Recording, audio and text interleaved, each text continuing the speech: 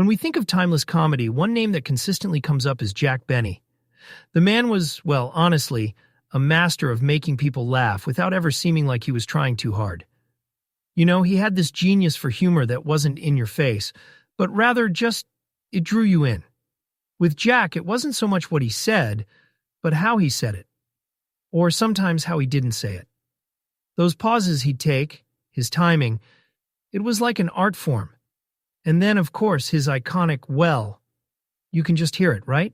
But what's really fascinating is how Jack Benny didn't just rely on jokes.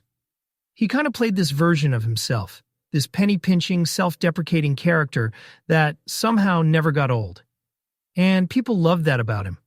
He poked fun at his supposed cheapness, his vanity, even his violin playing. It's interesting because in real life, he's described as a generous, warm person. So this whole miser persona, complete fiction, but it worked. And it resonated with audiences for, decades? I think his comedy and timing really set a blueprint for what we think of as the sitcom style today, especially on TV. Shows, sketches, they all borrow bits and pieces of what Jack perfected back on radio and early television. His ability to use pauses, silences, like they were part of the dialogue, it's something that feels surprisingly modern, even though we're talking about performances from, the 1930s and 40s. And I've got to say, on a personal note, his work had a huge influence on me. When I was younger, I came across these reruns of the Jack Benny program. It was like this old recording, kind of scratchy, sure, but man, it pulled me in. I think I must have been in middle school, and I was just floored by how timeless it felt. Jack Benny actually made me listen differently. You know? It wasn't just about the joke, although, sure, those were great. It was the rhythm, the deliberate way he got you to hang on to every word. It's probably a big part of why I fell in love with media and storytelling in the first place. And then, of course, his influence didn't stop with just his own show. He nurtured and collaborated with so many other talents.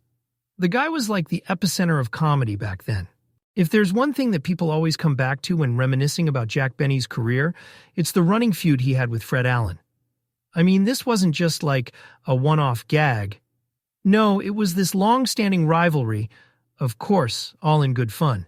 That became a defining element of both of their careers.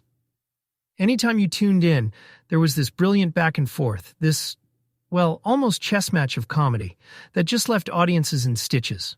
What made it so memorable, though? I think it was the way they exaggerated their personalities. You had Jack, who played up his vanity and skinflint ways, and Fred Allen, who was sharp-tongued and sarcastic, but in a way that always felt clever rather than mean-spirited. Together, they created these scenes that honestly felt a bit like theater. You couldn't wait to hear what barbs they'd throw at each other. One example comes to mind. There's this infamous bit on Jack's show where Fred accuses Jack of not being able to play the violin, and Jack fires back about Fred's nasal voice. And they just keep escalating, weaving in these absurd elements that, surprisingly, still feel fresh today. It was never about bringing the other down, but more like showcasing their combined comedic brilliance. They made each other better. It's impressive. And beyond the laughs, there was an art to how this rivalry worked. Jack and Fred would use timing, not just in the delivery of their lines, but they'd actually let pauses or silences become part of the punchline. It's pretty genius when you think about it. This wasn't just about the words, it was about the spaces between them. It played perfectly to radio's strengths, where listeners had to imagine the expressions, the reactions. You were drawn in, almost like you were sitting in the room with them. But what's funny is, despite all the jabs and insults, these two guys were, by all accounts, close friends in real life. They respected each other enormously. And I think audiences could feel that too. This wasn't malice. It was mutual admiration wrapped up in brilliant comedic storytelling. It's the kind of thing that you almost never see these days. Honestly, the Benny Allen feud feels like, one of those timeless pieces of comedy history. It wasn't just funny, it was also a masterclass in clever writing, impeccable timing, and a deep understanding of what connected with audiences back then. When you think about the episodes of the Jack Benny program, there are just so many gems. It's hard to pick a favorite. But some episodes really stand out, not just because they're funny, but because of how they capture the essence of an era. Take Jack's Birthday, for example. It's one of those classic episodes where Jack's persona as the ever-grumbling, penny-pinching character really shines. You've got this playful mix of absurdity and heartfelt moments that, even now, still manage to pull a laugh. What's fascinating about Jack's Birthday is how it blends humor with this hint of self-awareness. Jack's friends, his ridiculous gift expectations, it all played into his vanity in the best possible way. And the comedy didn't just live in the punchlines. It was in the timing, the delivery, the way Jack made you laugh just by reacting to someone else's line. That episode, like so many others, reminds you why audiences kept coming back week after week. It's timeless, honestly. Then there's Murder at the Racket Club. I mean, if you want an episode where Jack's knack for satire and suspense really comes through, that one's a perfect example. It's a parody of these dramatic murder mysteries that were so popular back then.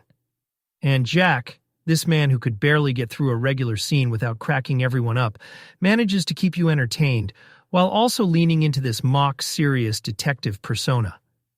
It's clever, and it's, well, just pure Jack Benny brilliance. But beyond just being entertaining, these episodes represent something bigger. They're a look back at a time when comedy was simpler, maybe, but also incredibly smart. They were written for an audience that listened, really listened. Every pause, every beat, every double entendre was crafted to pull you in, let your imagination do some of the work. And that's a big reason why these shows still resonate today. There's something so inherently nostalgic and comforting about them, don't you think? Now, preserving these classic episodes hasn't been easy. Over the years, some recordings have been lost. Others, well, the sound quality hasn't exactly held up. But the fact that people are still enjoying these episodes decades later says everything about the heart and ingenuity that went into creating them. It's not just about longing for the past, it's about appreciating the craftsmanship that defined a golden age of comedy. So whether it's a birthday gag, a whodunit satire, or just Jack and his friends playing themselves to give us a laugh, these episodes are more than just entertainment. They're a legacy. And that, my friends, is why Jack Benny and his program remain such a touchstone, reminding us how powerful and enduring laughter can be. On that note, we'll wrap things up here. Thanks for tuning in, and I'll see you next time.